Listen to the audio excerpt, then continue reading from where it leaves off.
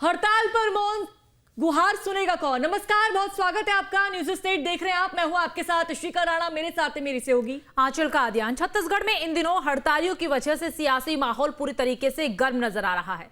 पिछले 1 महीने से ज्यादा का समय बीत चुका है। डीएड अभ्यर्थियों की हड़ताल अभी भी खत्म होने का नाम नहीं ले रही है। तो वहीं पर मिड डे मील के रसोइये भी अब प्रदेशव्यापी हड़ताल कर रही हैं। देखिए, प्रदेश भर की करीब 86,000 मिड डे मील रसोइयों की हड़ताल लगातार चल रही है और इस दौरान 2 प्रदर्शनकारियों की मौत की खबर भी अब तक सामने आ चुकी है, जबकि एक की हालत अभी नाजुक बताई जा रही है। प्रदर्शनकारियों के लिए ठंड और मौसम की मार से बचने के लिए ना तो पर्याप्त तंबू है, ना ही पर्याप्त कंबल है और ना ही पक्की छत की कोई व्यवस्था है। इन हालात में सैकड़ों की संख्या में महिला रसोइयों की अनिश्चितकालीन हड़ताल जारी है और ऐसे में प्रदेश भर के लगभग 86,000 रसोइया पिछले 30 दिनों से धरना प्रदर्शन दे रही हैं। रसोइया न्यूनतम मानदेय, स्थायीकरण और सामाजिक सुरक्षा की मांग को लेकर के प्रदर्शन लगातार कर रही हैं। इसी के साथ साथ डीएड अभ्यर्थियों की हड़ताल भी जारी है और इस हड़ताल को 36 दिन हो चुके हैं। अभ्यर्थी 24 दिसंबर से रायपुर के तूता धरना स्थल पर अनिश्चितकालीन हड़ताल कर रही हैं। वे सहायक शिक्षक के 2300 रिक्त पदों पर तत्काल नियुक्ति और भर्ती की प्रक्रिया पूरी करने की मांग कर रही हैं, जिसमें कोर्ट के आदेशों के पालन में हो रही देरी के खिलाफ नाराजगी अभ्यर्थियों में देखने को मिल रही है। और देखिए, अभ्यर्थियों ने अपने परिजनों के साथ शिक्षा मंत्री के बंगले का घेराव भी किया है और इन सब के बाद भी सरकार प्रदर्शनकारियों की एक नहीं सुन रही है। तो लगातार हड़ताल जो है वो देखने को मिल रही है। एक तरफ डीएड अभ्यर्थी हड़ताल कर रही हैं, दूसरी तरफ अब रसोइयों की हड़ताल भी, जिसे 30 दिन हो चुके हैं।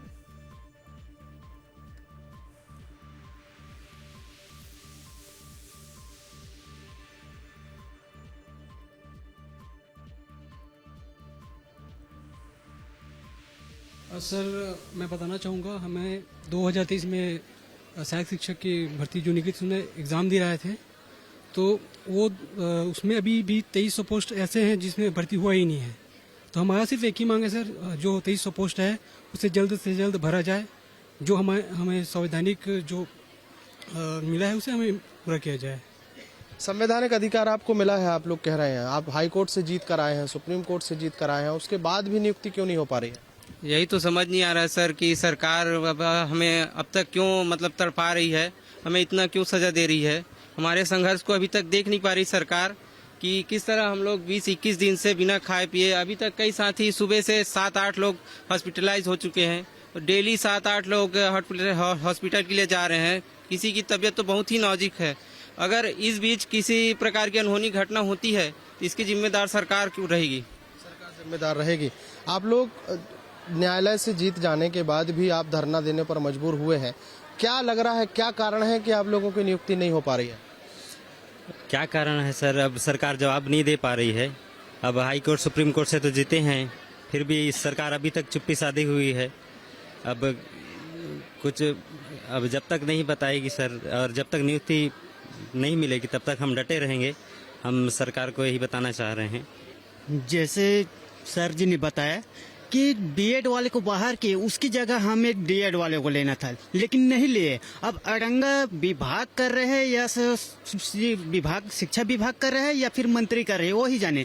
लेकिन हमें तो जो दोनों मिलाकर 2300 पोस्ट है उसको लेना ही है और लेकर रहेंगे। और रही बात मंत्रियों की, तो वहाँ हम जाते हैं, मिलते हैं। ऐसा कोई भी विधायक या सांसद नहीं जिससे हम नहीं मिले हैं, सभी से मिले। केवल संवेदनशील ही प्रकट करते हैं मौखिक, लेकिन लिखित रूप से कभी नहीं बोले कि हम जो डीएड योग्यताधारी है उसको लिए जाए। और मैं क्या बोलूं, हम इतना परेशान रहते हैं कि पूछो मत। इतना कड़ाके की ठंड में रहते हैं। ये देखिए, शरीर कमजोर है लेकिन हौसला अड़ंग है। तो देखिए, लगातार हड़ताल यहाँ पर देखने को मिल रही है। न केवल एक बल्कि 2 हड़तालें यहाँ पर चल रही है। एक तरफ जो है अभ्यर्थियों की हड़ताल है। डीएड अभ्यर्थी अपनी मांगों को लेकर, नियुक्ति की मांग को लेकर के प्रदर्शन कर रहे हैं। हड़ताल को 36वां दिन है आज और 36 दिन से कई अभ्यर्थियों की हालत भी खराब हो चुके हैं, उन्हें अस्पताल में एडमिट करवाया गया। दूसरी तरफ रसोइये भी 30 दिन से प्रदर्शन कर रहे हैं, हड़ताल पर है और ऐसे में 2 रसोइयों की जान भी चली गई है।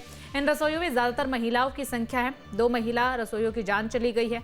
50% 50% मानदेय बढ़ाने की मांग इनकी तरफ से की जा रही है और एक रसोइया महिला की हालत काफी ज्यादा गंभीर भी बनी हुई है। अस्पताल में जो एडमिट है, इलाज चल रहा है। तो तस्वीरें आप देखिए और तस्वीरों के माध्यम से आप समझिए कि किस तरह इस वक्त प्रदेश में हालात बने हुए हैं।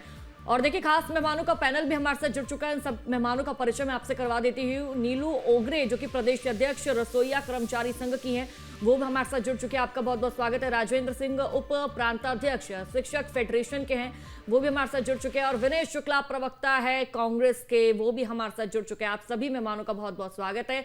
सबसे पहले मैं आपके पास आना चाहूंगी। रेणु जी, मेरा सवाल आपसे रहने वाला है, आप क्या कुछ, नीलू जी, आप क्या कुछ मांग कर रही है प्रशासन के समक्ष? जो आपके पूरे जो तमाम रसोइया है, पूरे रसोइया संघ की क्या क्या मांग है और प्रशासन का अब तक इन मांगों पर क्या उत्तर आया है? सभी जन नमस्कार, जय जोहार, जय छत्तीसगढ़ जी। मैं शासन प्रशासन से ये सवाल करना चाहूँ, अभी तक से हमारे मन तिरन कोई ऐसे उत्तर नहीं आए। मौखिक रूप में सिर्फ 25% के लिए हमारा बोले गए रही सब है, तो हमन 25% के लिए नहीं मानन करके हमन पुनः तूता मैदान जाके धरना स्थल में फिर से हड़ताल हमन जारी करे हमन। और हमार मांग है मात्र कलेक्टर दर और बीजेपी के जन घोषणा पत्र में क्रमांक नंबर 22 में कह रही इसकी मोड़ सरकार आई तो मैं 50% वृद्धि कह रही से हमारे मन के हाथ जोड़ के बिना मन निवेदन है कि वही मांगना पूरा कर देवे। ये हमार मांग है। मैं आप मतलब दिखाना चाहूँ, मैं मांग पत्र लेके बैठे हूँ आपके चैनल के माध्यम से। ये हमारा मांग है। मैम, क्या क्या मांगे जरा पढ़ के भी आप सुना दीजिए।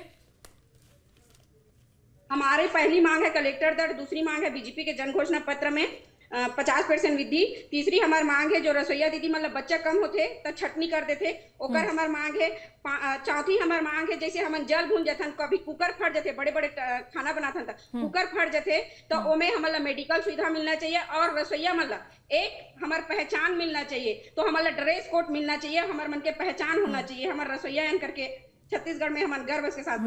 और ये सिर्फ रसोईया नहीं है, मैं आप मतलब बताना चाहूँ प्रधानमंत्री शक्ति पोषण निर्माण में काम करथन दीदी हमन आपके चैनल के माध्यम से मैं बताना चाहूँ।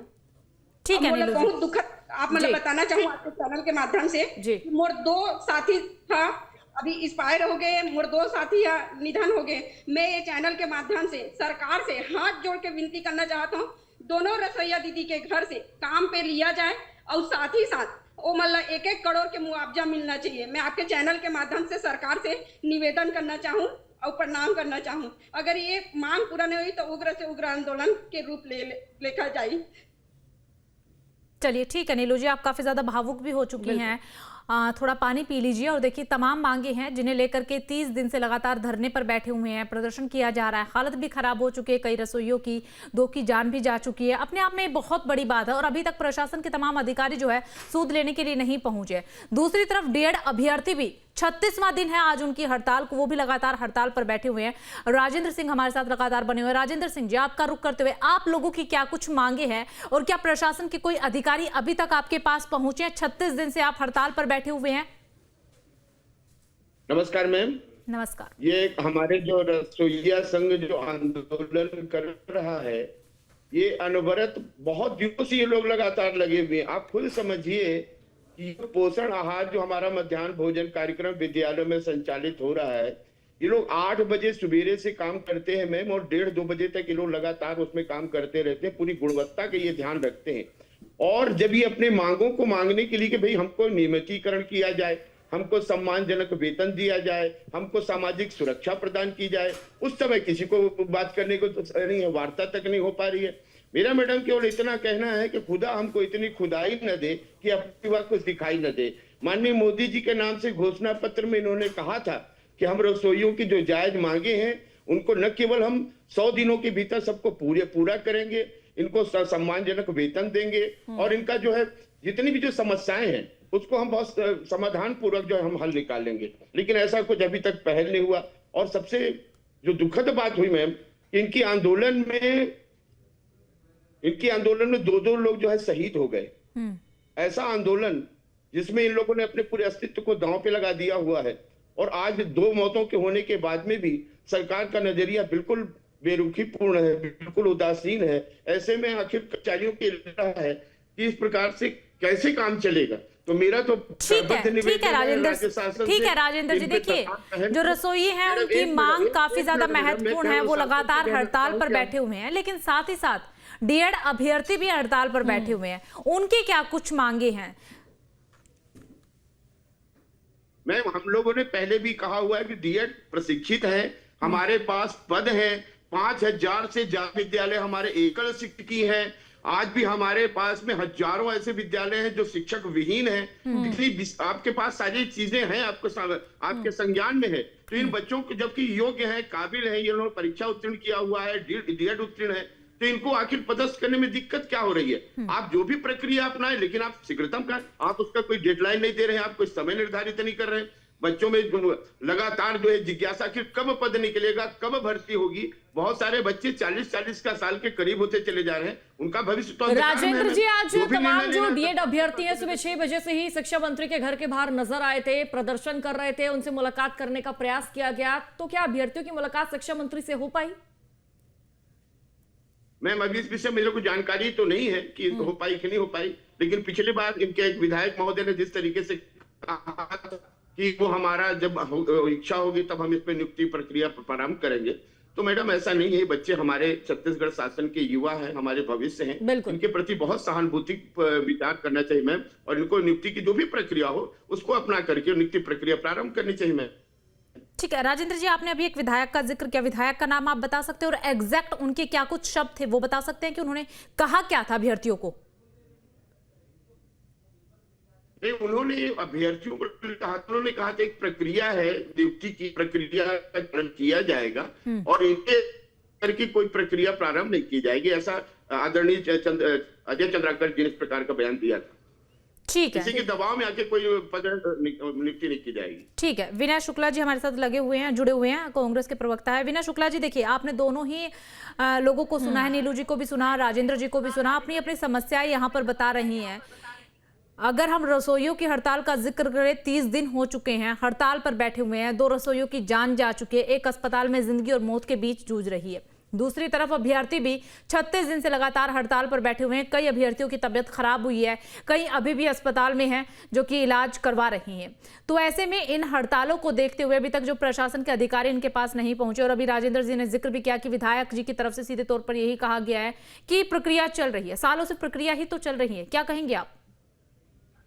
देखिए, सबसे पहले तो मैं आपको, आपकी चैनल को और हमारे साथी पैनलिस्ट को नमस्कार करता हूँ। झूठी सरकार, जहां तक की बात है विद्यार्थियों के पढ़ने लिखने की, जो बच्चे समूह के माध्यम से जो सरकार खाना दे रही है, ये 1995 में शुरुआत हुई थी, कांग्रेस की गवर्नमेंट थी।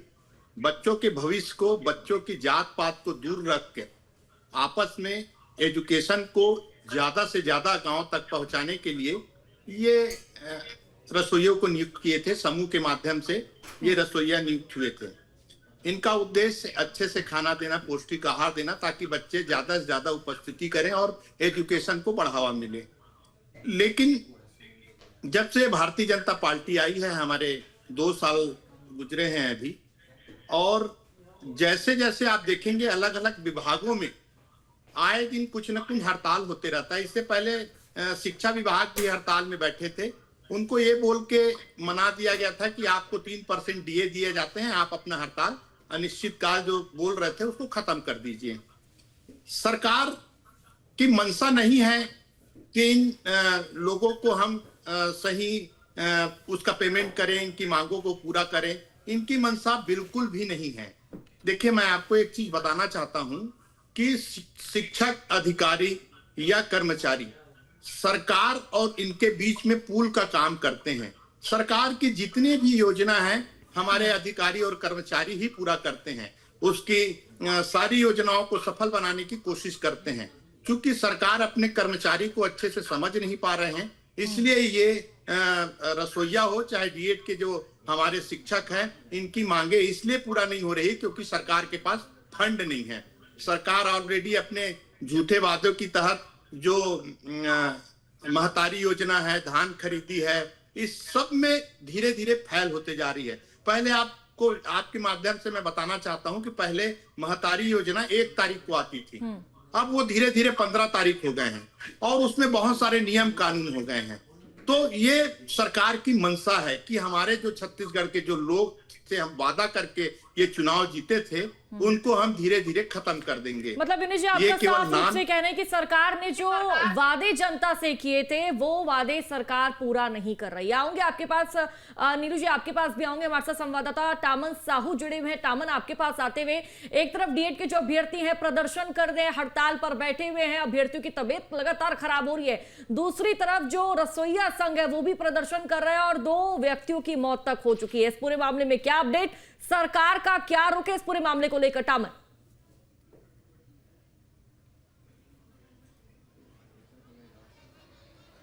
देखिए, राजधानी रायपुर के तूता धरना स्थल में डीएड और डीएलएड संघ के जो अभ्यर्थी है वो लगातार हड़ताल पर बैठे हुए हैं। इन अभ्यर्थियों का यह मांग है कि 2300 पदों पर जो है तत्काल सरकार इनको नियुक्ति प्रदान करे।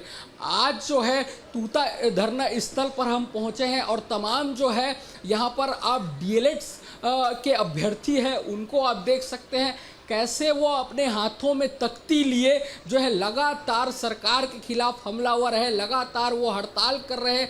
आज इनके हड़ताल को 35 दिन पूरे हो चुके हैं। इन्होंने कई बार सरकार को जगाने के लिए प्रयास कर चुके हैं। लगातार ये सरकार के खिलाफ जो है अनेक अंदाज में जो है लगातार प्रदर्शन करते हुए, चाहे कैंडल मार्च की बात करें, चाहे जो है सामूहिक मुंडन। टामन, देखिए, प्रदर्शन किया जा रहा है, कई अभ्यर्थी पीछे बैठे हुए नजर भी आ रहे हैं। कोशिश कीजिए कि आप उनसे बात कीजिए और उनका क्या कुछ कहना वो जानने की कोशिश कीजिए।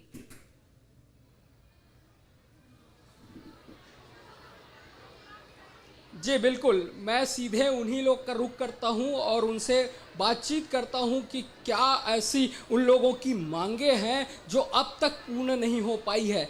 जी, आप लोगों की मांग को आप विस्तार से बताएं और अभी तक आप लोग की मांग जो है पूर्ण नहीं हो पाया है।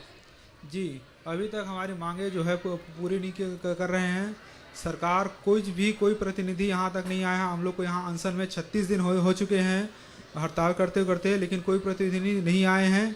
और हमारी मांग सिर्फ एक है, जो बचे हुए 2300 पद है, जो बचे हुए पद है उसी पे नियुक्ति की मांग कर रहे हैं। हम लोग बार बार हाथ जोड़ से निवेदन है हमारी सरकार है, हमारी चुनी हुई सरकार से, मंत्री जी से, जो हमारी मांगे हैं वो जायज़ है और हमारी मांगे जो जायज़ है उसे हमारी मांग को पूरा करें।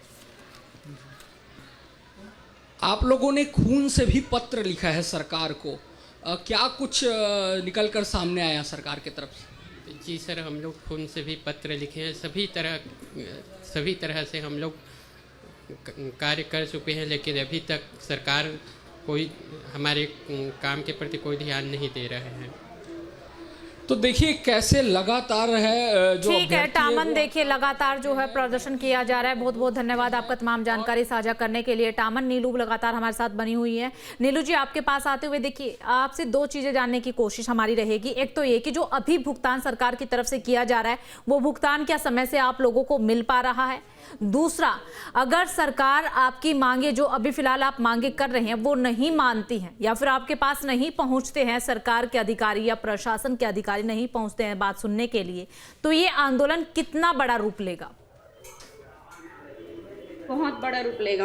और हमारे पास ये नहीं रहेगा मैडम कि हम लोग कहाँ जाएंगे। हम नेशनल हाईवे जाम करेंगे और हम अब बहुत हो गया मैडम, शांतिपूर्वक धरना प्रदर्शन करते करते हम थक चुके 1 महीने से। अब हम नेशनल हाईवे जाम करेंगे। अब मजबूर हैं हम लोग, अगर हमारी बातें नहीं सुनेगी तो। जैसे हमारे डीएड भाई लोग गए थे, है ना, शिक्षा मंत्री के, उनके दरवाजे पे जाएंगे अगर हमारी बातें नहीं सुनेगी तो। और मैं बताना चाहूंगी, 1 दिन का 66 रुपया और पूरा महीना काम करते हैं तो मात्र 2000 हमारी तनख्वाह है। और जैसे हम 10 बजे जाथन मैडम और 3 बजे आथन, ईमानदारी से 1:10 के तो छुट्टी ही होते, लंच छुट्टी। और हम बड़े बड़े टप में खाना बनाथन और सिटी में गैस के सुविधा है मैडम, मगर हमारे जो स्कूल में, ग्रामीण स्कूल में हम चूल्ह में खाना बनाथन, आज भी लकड़ी छेना में खाना बनाथन। हमारे मन के आँख मन में पूरा धुआं भर गए। हमन कैसे जिंदगी यापन करथन वो हमन जानबो, हमार अंतर आत्मा जानी। 1 दिन के 66 रुपया, टमाटर के किलो लगेबे तो 50 रुपया 60 रुपया, सब्जी के 50 रुपया 60 रुपया किलो है। हमारे मन के 1 दिन के 66 रुपया, काला कमाबो काला खाबो, ऐसे स्थिति हमारे मन के बने हुए हैं। अब लगातार मैं हर बात ला रखे के कोशिश करता हूँ, हर मंत्री से मिले के कोशिश करता हूँ। मैं गजेंद्र यादव जी जो शिक्षा मंत्री, ओकरो से मैं 2 बार मिल के बात ला रखे हैं जब से वो मंत्री बने तब से। तो उन्होंने क्या कहा? कोई हमारे मन के लिए जब आपने उनसे मुलाकात की तो उनकी तरफ से क्या कुछ कहा गया? देंगे बस बोलते हैं, मगर मौखिक रूप में देंगे के बोले से कैसे हुई मैडम? लिखित तो दही तभी तो हम उठ पाबो। इसने में तो कई जन कमेटी बना के छोड़ देते, मगर कभी तक से हमारे मन के मांगला पूरा नहीं हुई। क्या अभी हाल फिलहाल में नीलू जी आपकी मुलाकात हुई है गजेंद्र यादव जी से, या फिर किसी भी अधिकारी से, किसी भी मंत्री से, किसी भी नेता से? उनके सामने आपने अपनी समस्याओं को रखा? 2 लोगों की क्योंकि मौत हो चुकी है, 30 दिन से ज्यादा का वक्त आपको हो चुका है, आप बैठे हुए हैं, लगातार प्रदर्शन कर रहे हैं।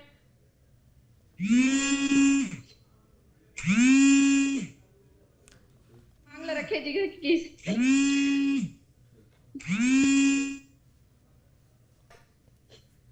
जी नीलू जी बोलिए।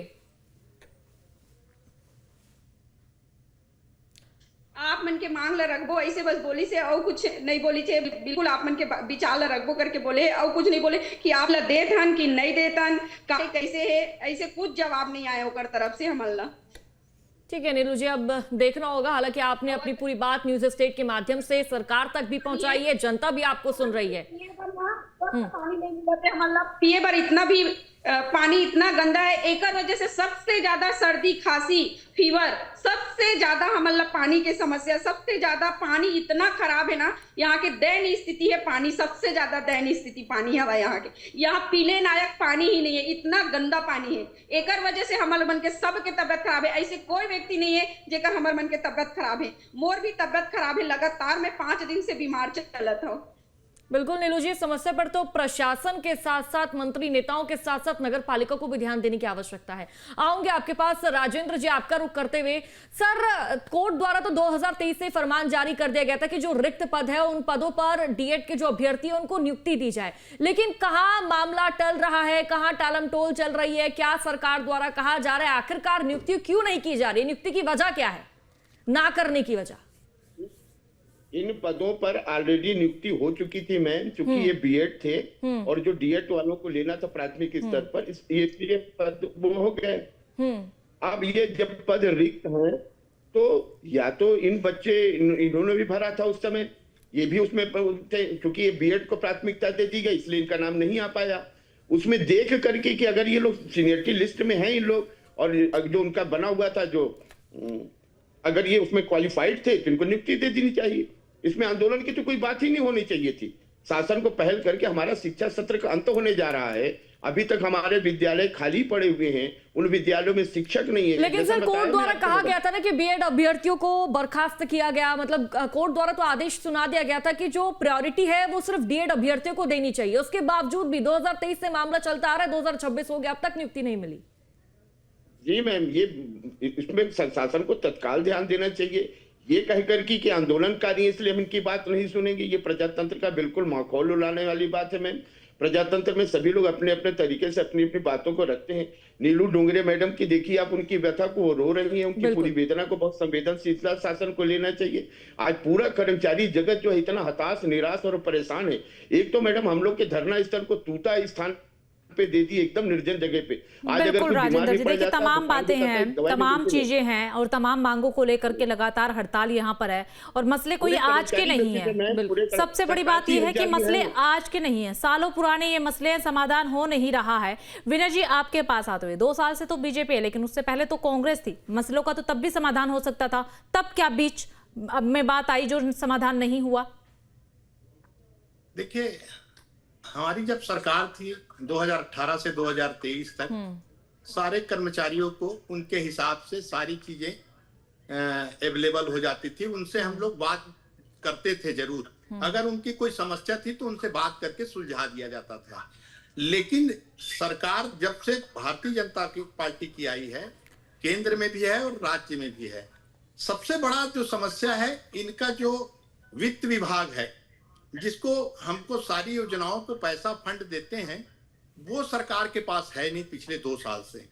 ये सारा पैसा गुजरात में भेज देते हैं, छत्तीसगढ़ का सारा पैसा यहाँ पे नहीं लगाया जा रहा है, चाहे वो डीएड अभ्यर्थियों का मसला 2023 से है विनय जी, और अगर मैं गलत नहीं हूं तो 2023 में आप लोग थे। जी आप गलत हैं, 2023 में हम लोग जरूर थे, लेकिन जब हम सरकार जब हमारी 2023 में गई और भारतीय जनता पार्टी की सरकार आई तो ये समस्या उनसे चालू हो जाती है। ठीक है, इसका जवाब हम नीलू जी से जान लेते हैं। ठीक है सर, ओके नीलू जी, आपसे मैं समझना चाहूंगी, पहले जब कांग्रेस की सरकार थी, क्योंकि फिलहाल तो सत्ता पक्ष यानी कि भारतीय जनता पार्टी के हाथ पर कमान है, क्या पहले जो सरकार थी, पहले की सरकार में आपको किसी भी तरह की परेशानी नहीं थी? सारा काम आपका सुचारू रूप से चल रहा था, कोई कभी परेशानी, कोई कभी दिक्कत नहीं आई क्या मैम? नहीं, दोनों सरकार में हमारा दिक्कत आते। कांग्रेस की सरकार रही क्या कह रही है? तो वो बोले थे कि मैं कलेक्टर दर दूं केहरी से, मगर ओकर सरकार ऐसे तो अभी तक से हमारा कलेक्टर दर नहीं दीजिए, ओकर सरकार चले गए मैडम। और 3 महीना 4 महीना में पैसा आते, 3 महीना 4 महीना में अगर हमारे रसोईया मन पैसा आते तो कैसे टाइप में हम घर खर्चा चलाते हो मैडम, आप मन बताओ। एक अधिकारी के अगर 1 महीना भी तनख्वाह नहीं आई, एक कलेक्टर महोदय जी के 1 महीना तनख्वाह नहीं आई, तो वो मन ये कर ली। और हम 3 महीना तक ला, पूरा महीना 3 महीना तक हम काम कर। कब से इस समस्या का सामना नीलू जी आप लोग कर रहे हैं? कितने सालों से इस समस्या का सामना कर रहे हैं? लगभग हम 1995 के चला था मैडम, लगातार ऐसी ही समस्या रही थी। 3 महीना 4 महीना, 3 महीना 4 महीना। ठीक है नीलू जी, ठीक है। विनय जी, अब आप क्या कहेंगे? ठीक है नीलू जी, इसका जवाब जान लेते हैं। ठीक है विनय जी, अब आप क्या कहेंगे? देखिए, ये जो योजना था वो कांग्रेस के पीवी नरसिम्हा राव जी ने 1995 में घोषणा पत्र में रसोईया लोगों का कलेक्टर दर मानदेय देंगे करके कहा था। कांग्रेस ने भी हम अपनी वादा पूरा नहीं किया गया मैडम, मैं बताना चाहूँ आपके चैनल के माध्यम से। और उस बार भी हम लोग निवेदन आवेदन हड़ताल भी किए थे। उस बार तो मेरे को 5 दिन तक जेल में रखे थे मैडम। क्या गलती की थी मैं? विनय जी बोलिए अब। मतलब कि अगर ये अपनी शिकायत लेकर आएंगे तो जेल में डलवा देंगे विनय जी? 5 दिन तक जेल में, ये तो आपकी सरकार में हुआ है। बात मैं सुन रहा था, मैं आपको वही बता रहा हूँ। 1995 में हमारी सरकार, जब केंद्र में पीवी नरसिम्हा जी की सरकार थी, तब ये स्कीम लागू हुआ था। और गांव में इसको लागू करने का मतलब ये ही था कि गांव में जो अलग अलग जाति के लोग रहते हैं उसको समान अधिकार देकर एक साथ बैठाकर ये योजना को सुचारू रूप से स्कूल को आगे और शिक्षा को आगे बढ़ाने का काम किया था। ये 1995 से 2021। ठीक है सर, समय के अभाव के चलते आप सभी मेहमानों का बहुत बहुत शुक्रिया। समस्या जस की तस बनी हुई है। एक तरफ जो डीएड के अभ्यर्थी हैं वो परेशान है, वो रो रहे हैं, सरकार से मांग कर रहे हैं कि भाई हमारी तरफ देख लो, हमारी समस्या का समाधान निकालो। और दूसरी तरफ जो रसोईया है, रसोईया संघ काफी ज्यादा परेशान है। 2 व्यक्तियों की तो मौत तक हो चुकी है। हालांकि अब देखना होगा इस पूरे मामले में सत्ता पक्ष किस तरह का एक्शन लेगा। फिलहाल इस बुलेटिन में इतना ही। रुकेंगे छोटे से ब्रेक के लिए। आप देखते रहिए न्यूज़ स्टेट।